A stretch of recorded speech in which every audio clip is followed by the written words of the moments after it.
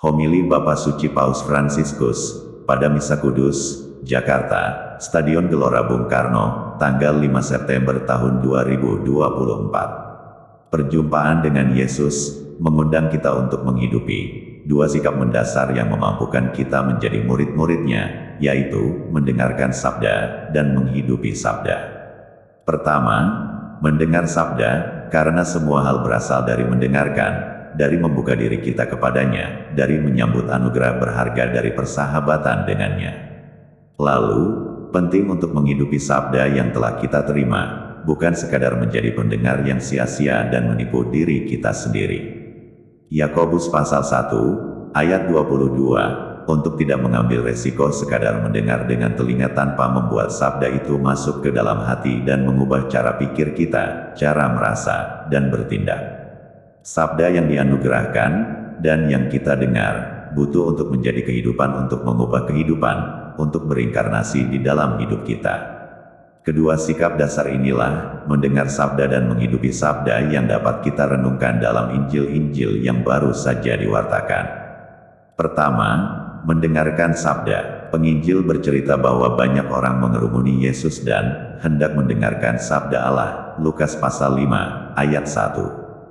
Mereka mencari Dia, mereka lapar dan haus akan sabda Tuhan dan mereka mendengarnya bergema dalam sabda Yesus. Nah, adegan ini, yang diulang berkali-kali dalam Injil, memberitahu kita bahwa hati manusia selalu mencari kebenaran yang dapat memenuhi dan memuaskan hasratnya akan kebahagiaan, yang tidak dapat memuaskan kita, hanya oleh sabda manusia, oleh kriteria-kriteria dunia ini, dan oleh penilaian-penilaian duniawi.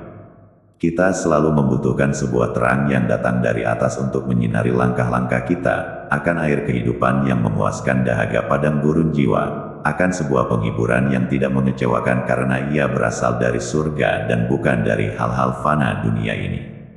Di tengah kekacauan dan kefanaan kata-kata manusia, ada kebutuhan akan sabda Allah. Satu-satunya kompas bagi perjalanan kita, yang di tengah begitu banyaknya luka dan kehilangan, mampu menuntun kita menuju arti kehidupan sejati.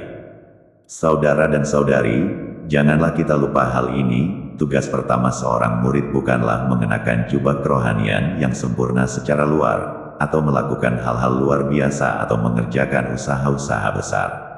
Sebaliknya, langkah pertama terdiri dari tahu menempatkan diri di dalam mendengar satu-satunya sabda yang menyelamatkan, yaitu sabda Yesus.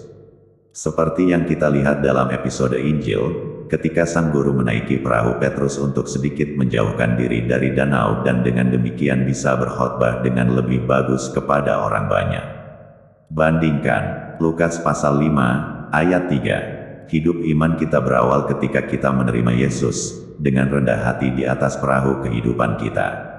Menyediakan ruang untuknya, dan menempatkan diri dalam mendengarkan sabdanya, dan dari situ kita berefleksi, diguncangkan, dan berubah.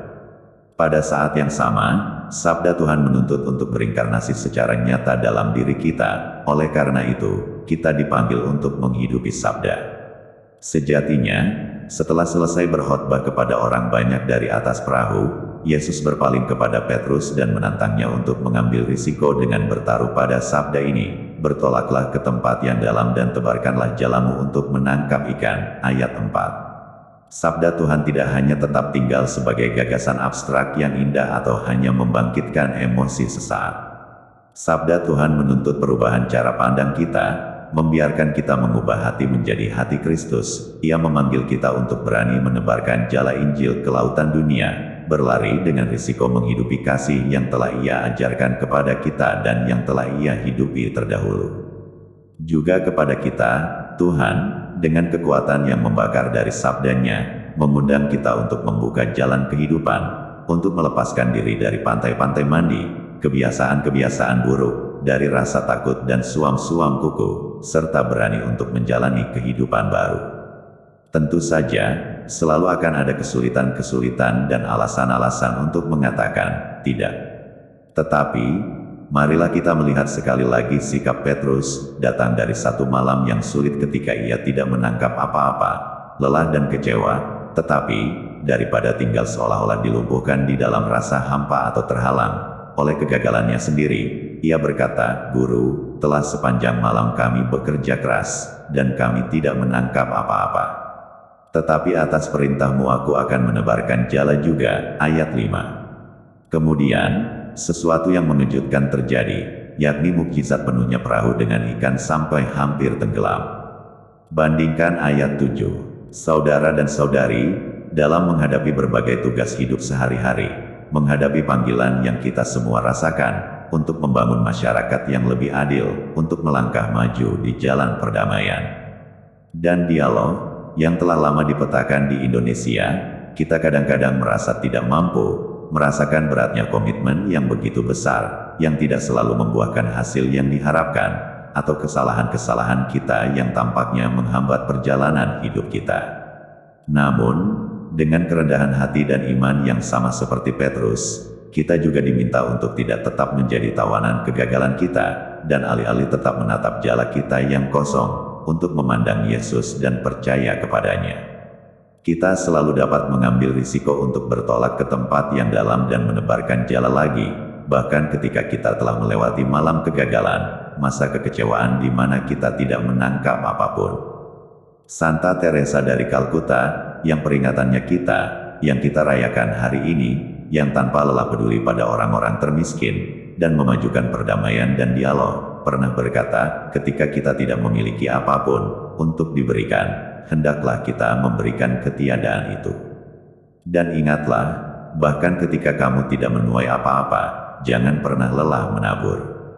Saudara dan saudari, saya juga hendak berkata kepada Anda, kepada bangsa Indonesia ini, kepada Nusantara yang mengagumkan dan beraneka ragam ini, janganlah lelah berlayar, dan menebarkan jalamu, janganlah lelah bermimpi, dan membangun lagi sebuah peradaban perdamaian. Beranilah selalu untuk mengimpikan persaudaraan. Dengan dibimbing oleh sabda Tuhan, saya mendorong Anda semua untuk menaburkan kasih, dengan penuh keyakinan menempuh jalan dialog, terus memperlihatkan kebaikan budi dan hati dengan senyum khas yang membedakan Anda untuk menjadi pembangun persatuan dan perdamaian. Dengan demikian, Anda akan menyebarkan aroma harapan di sekeliling Anda. Ini adalah keinginan yang diungkapkan baru-baru ini oleh uskup-uskup Indonesia, dan saya juga ingin untuk melibatkan seluruh umat Indonesia. Berjalanlah bersama untuk kebaikan gereja dan masyarakat. Jadilah pembangun harapan, pengharapan Injil, yang tidak mengecewakan. Bandingkan Roma pasal 5, ayat 5, melainkan membuka kita menuju sukacita tanpa akhir. Demikian homili Bapak Suci Paus Fransiskus di Jakarta, Stadion Gelora Bung Karno, tanggal 5 September tahun 2024.